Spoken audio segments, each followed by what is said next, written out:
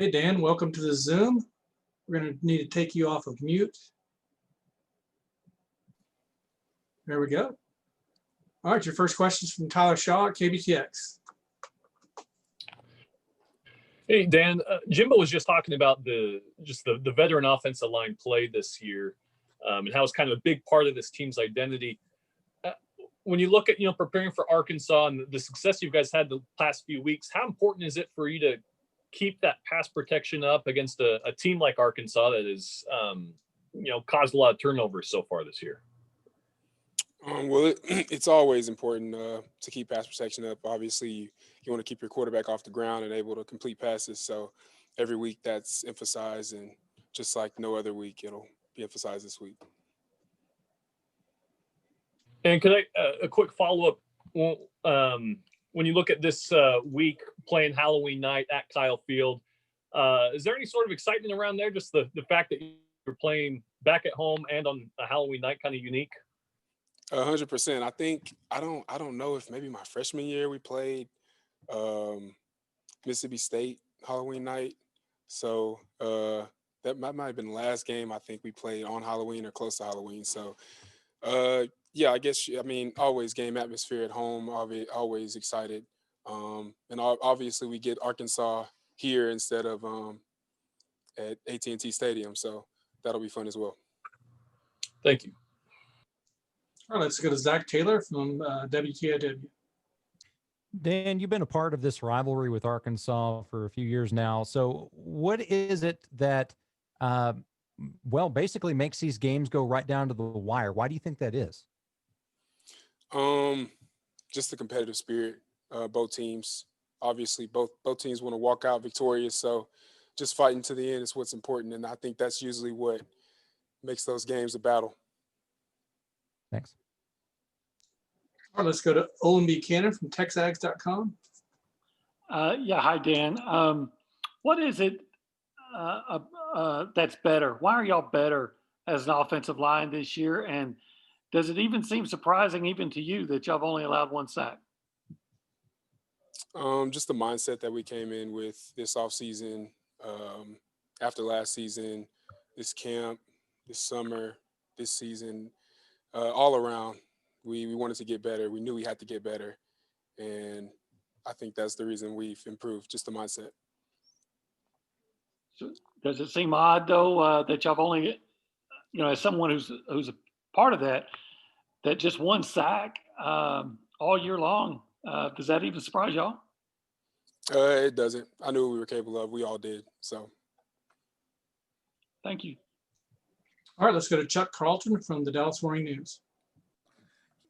Yeah, just curious, looking at your line, you've got, four guys who've been there a long time starting. How important is that, I guess, in developing cohesiveness, knowing what, the guy next to you is going to do, and just kind of having that kind of seen it all kind of mentality? Does that play into the cohesiveness we've seen from you guys? Oh, yeah. Chemistry plays a big part in football, especially offensive line. You're playing beside the same people every day.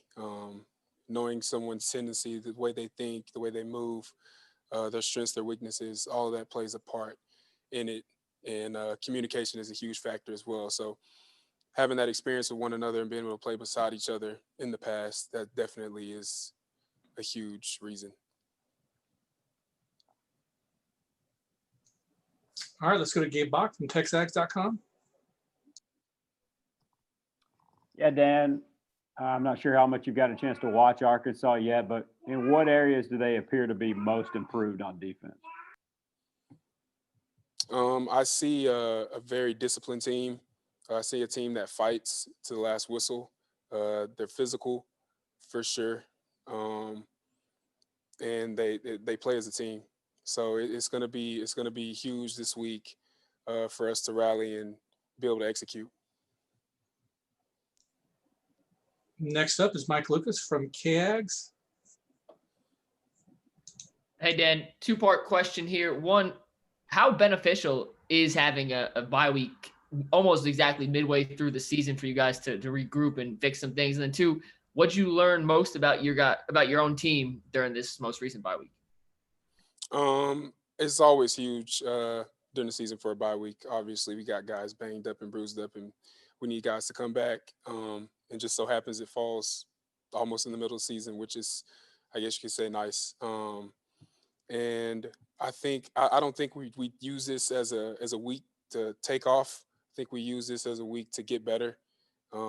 Like to refer to it as a work week. So definitely found out that we want more. That's what we found out about ourselves this week. All right, we got 2 more questions for you. Brett Zwerman from the Houston Chronicle, and then Chip Howard. Dan, I wanted to go back to 2016 and ask you, out of Westbrook High School, what was it that caused you to ultimately choose Texas A&M? Was there one overriding factor or a couple, and over who? Who were maybe finished second and third for you? I think one of the main things was playing in the SEC, being able to play close to home, and Jim Turner had a lot to do with that.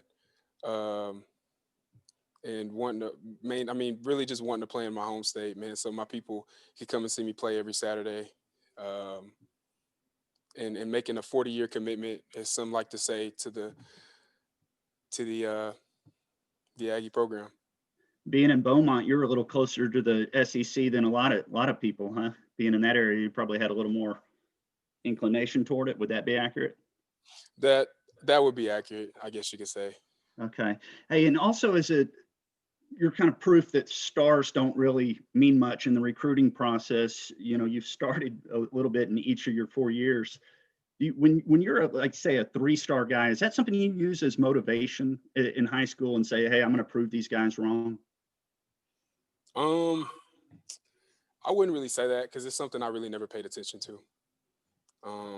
I came in here with a chip on my shoulder.